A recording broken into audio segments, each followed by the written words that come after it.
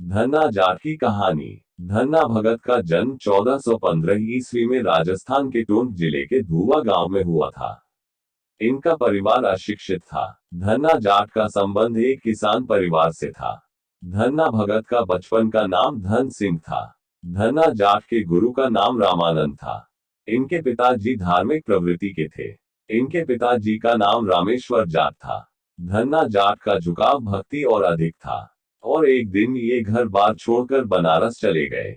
वहां रामानंद जी से दीक्षा ले उनके शिष्य बन गए। संत धन्ना जी निर्गुण भक्ति के उपासक थे।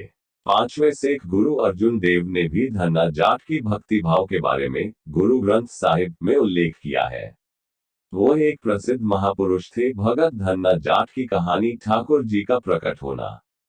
एक बार जब पंडित गांव में श्रीमद् भगवत गीता का पाठ पूरा कर वापस जा रहे थे, तब धन्ना भगत ने उनके पांव पकड़ लिए और कहा कि पंडित जी, आपने कहा था कि जो ठाकुर जी की पूजा करता है वह इंसान है और जो नहीं करता वह हैवान है। और आपने ये भी कहा था कि जो ठाकुर जी की पूजा करता है उसकी हर मनोकामना पूर्ण होती है। क्योंकि धन्ना भगत ने श्रीमद् भगवत गीता का सार बहुत ही ध्यान से सुना और उसमें जो भगवान श्री कृष्ण की लीलाओं का जो वर्णन किया गया था उसके बारे में धन्ना जाट ने बहुत ही ध्यान से सुना था। उस समय उनकी आयु केवल 5 वर्ष की थी। इसके बाद धन्ना जाट ने उस पंडित से कहा कि आप मुझे जाते समय ठाकुर जी की पूजा की विधि बता कर जाए। वह पंडित जी बोले, जैसा तुझे आता है वैसे कर लेना। इस पर धन्ना ने कहा, स्वामी, मेरे पास ठाकुर जी नहीं है, इसलिए आप मुझे ठाकुर जी दे दीजिए। इसके बाद उस पंडित ने धन्ना जी को एक पत्थर कपड़े में लपेट कर दे दिया और कहा कि यह ठाकुर जी है, तुम इसकी पूजा कर लेना। इसके बाद जिद करके धन्ना ने फिर से पंडित जी से पूछा कि इनकी पूजा कैसे की जाती है। तब पंडित जी ने कहा, पहले ठाकुर जी को स्नान कराना, उसके बाद तुम करना। पहले ठाकुर जी को खाना खिलाना और उसके बाद ही तुम खाना खाना। इसके बाद धन्ना जाट ने उस पत्थर को घर में ले जाकर स्थापित कर दिया। धन्ना जाट की नजर में वह पत्थर ठाकुर जी की मूर्ति था।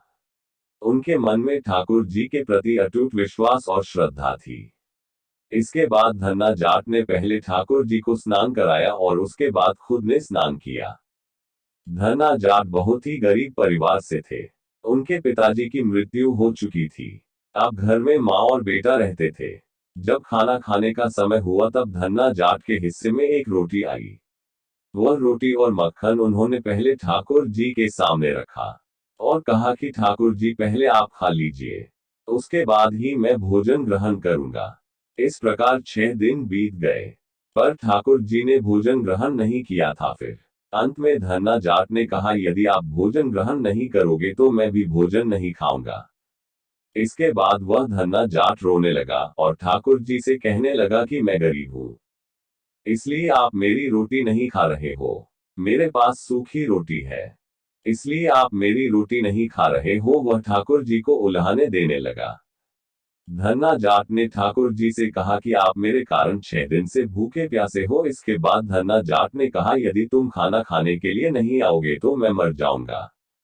जब धन्ना ने मरने के लिए चाकू उठाया तो उस पत्थर में से तेज प्रकाश निकलने लगा और धन्ना जाट का हाथ पकड़ लिया और कहा, धन्ना देख, मैं खाना खा रहा हूँ। ठाकुर जी को खाना खाते देख धन्ना बोले, आधी रोटी मेरे लिए भी रखना, मैं भी भूखा हूँ। तब ठाकुर जी ने कहा, तुम दूसरी रोटी खा लेना। फिर धन्ना बोले, मेरे हिस्से में एक ही रोटी आती है, यदि मैं दूसरी रोटी खाऊंगा तो मेरी माँ भूखी रह जाएगी। इसके बाद ठाकुर जी बोले, तुम दूसरी रोटी क्यों नहीं बनाते? तब धन्ना जाट ने कहा कि हमारा छोटा सा खेत है, हम दूसरी रोटी कैसे बनाएं? फिर ठाकुर जी ने कहा, तुम दूसरों का खेत लेकर क्यों नहीं जोत लेते? फिर धन्ना ने कहा कि मैं अकेला हूँ, इसलिए थक जाता हूँ। यदि मुझे बिना पैसे का नौकर मिले तो मैं आधी रोटी खिलाकर उससे काम करवा लूंगा। इसके बाद ठाकुर जी धन्ना जाट के साथ साथी के रूप में काम करने लगे। जहां जहां ठाकुर जी के कदम पड़े वह धरती रिद्धि सिद्धि से भर गई। कुछ समय में धन्ना जाट ने बहुत कमाया और उसने धीरे धीरे खेत लेने शुरू कर दिए और वह एक दिन एक बड़ा जमींदार बन गया। धन्ना जाट के घर में दुधारू गाय और भैंस बंधी थी और सवारी करने के लिए घोड़ा था। लेकिन फिर भी धन्ना जाट के मन में बिल्कुल भी अभिमान नहीं था। 5 साल के बाद वह पंडित फिर से उस गांव में आया। उसे देखकर धन्ना जाट बोले, पंडित जी, आप जो ठाकुर जी देकर गए थे, वह 6 दिन तो भूखा रहा। तुम्हारी चिंता में रोटी नहीं खाए। जब मैंने जीत की तब उन्होंने रोटी खा ली। पहले मैं गरीब था, लेकिन अब ठाकुर जी की कृपा है। उस पंडित ने धन्ना जाट की बात को अनदेखा कर दिया। इसके बाद धन्ना जाट ने उस पंडित से कहा कि आपको किसी भी चीज की जरूरत हो तो मुझसे ले लेना, और आपको एक दिन मेरे घर पर भोजन करने के लिए आना होगा। जब पंडित जी ने आसपास के लोगों से धन्ना जाट के बारे में पूछा तो लोगों ने कहा कि धन्ना जाट अब बड़ा जमींदार बन गया है। उसके घर में कुछ चमत्कार हुआ है। वह कहता है कि भगवान उसका काम करते हैं। इसके बाद पंडित जी ने कहा, जो तुम्हारा काम करता है उस ठाकुर जी को मेरे पास लाना, फिर तेरे घर चलेंगे। जब ये बात धन्ना जाट ने ठाकुर जी को बताई तो ठाकुर जी बोले, यदि तुम उस पंडित को लेकर आओगे तो मैं भाग जाऊंगा। ठाकुर जी उस पंडित के सामने नहीं आना चाहते थे, क्योंकि उस पंडित का मन एकाग्र नहीं था। उस पंडित के मन तप, प्रेम और उसका हृदय शुद्ध नहीं था। धन्ना जाट एक कोमल निर्मल स्वभाव के थे। उनके मन में कोई भी छल कपट नहीं था। किसी खेत में पैदावार कम होती है या फसल की बीमारी ठीक नहीं होती, तो धन्ना जाट भगत के खेत की मिट्टी ले जाकर डालने पर पैदावार अच्छी व बीमारी ठीक हो जाती है। एक बार सबके खेतों में गेहूं पैदा हुए और धन्ना जाट के खेत में तुम्बे पैदा हुए। जब खेतों में तुम्बों का ढेर लगा तो वहां के जागीरदार ने लाटा लिए बिना ही छोड़ दिया, तो धन्ना जाट ने कहा, मैं बिना लाटा दिए नहीं ले जाऊंगा। तो जागीरदार ने 2 तुम्बे लिए और इनको मौके पर ही फोड़कर देखा, तुम्बे के बीच की जगह मोती भरे मिले। गांव के जागीरदार ने उसकी याद में गांव के दक्षिण पश्चिम में एक तलाई का निर्माण भी करवाया। इस तालाब का नाम मोती